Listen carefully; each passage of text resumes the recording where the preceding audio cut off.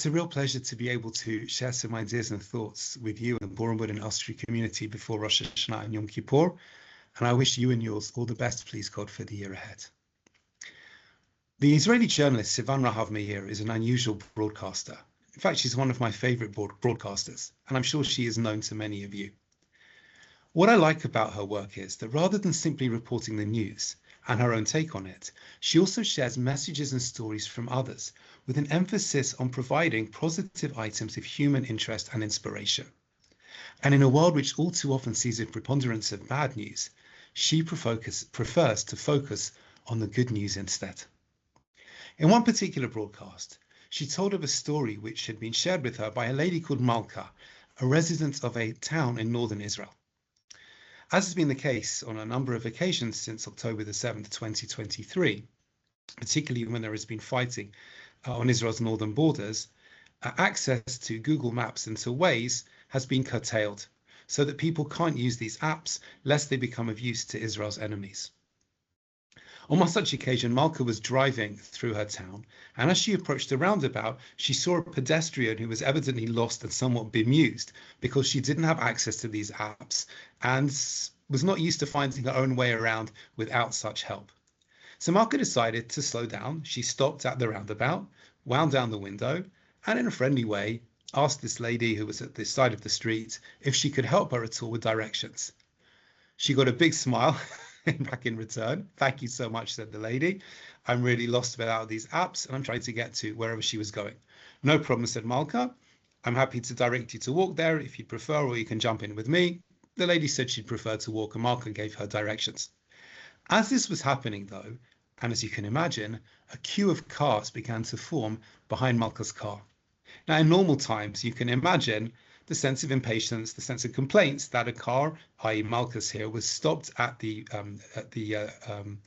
junction, at the roundabout, and was not moving. But to Malka's amazement, when people saw what she was doing, no one complained. In fact, remarkably, no one even sounded their horn. Malka gave her directions to this lady, they wished each other well, and things went on. And Malka, reflecting on this when speaking to Sivan Rahav Meir, said, "Isn't it quite remarkable that we are now back to a time, at least temporarily, where we have to speak to each other, we have to appreciate and think about each other, and we have to consider each other's needs in a way which perhaps becomes easier to overlook in a world which is more digitally rather than more human connected." And Malka's words reminded me of something which we pray for on Rosh Hashanah and Yom Kippur in particular. We ask that God makes us aguda achat, into one band of people, la'asot rotzonecha b'leivav shalem, to do your will, God's will, with an undivided heart. That's how Rabbi Sachs, Zichrono Livracha, translated it.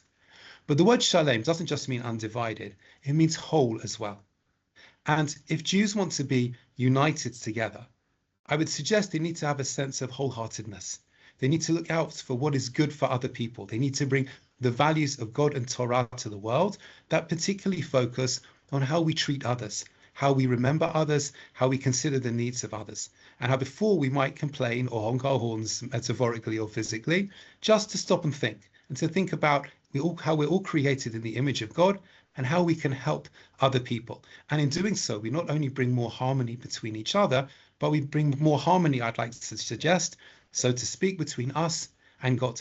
So therefore, when Jews are doing what Jews need to do, when they interact properly with God in the way people live our lives, but also when they think about others, they think beyond themselves, they realize that we should have not only an undivided heart, a heart which will bring us together, but a heart which is whole, has not just brought us together, but is making us actively think about the good things we can do for other people, the greater sense of understanding and kindness that we can bring into the world, then we would have achieved something very, very special.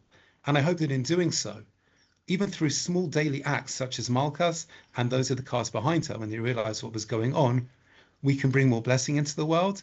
And when we ask God to bless us all and all of Am Yisrael, and indeed the world, with a better year ahead, our prayers should be speedily, fully, and positively answered. So I wish you and yours Shana Tova.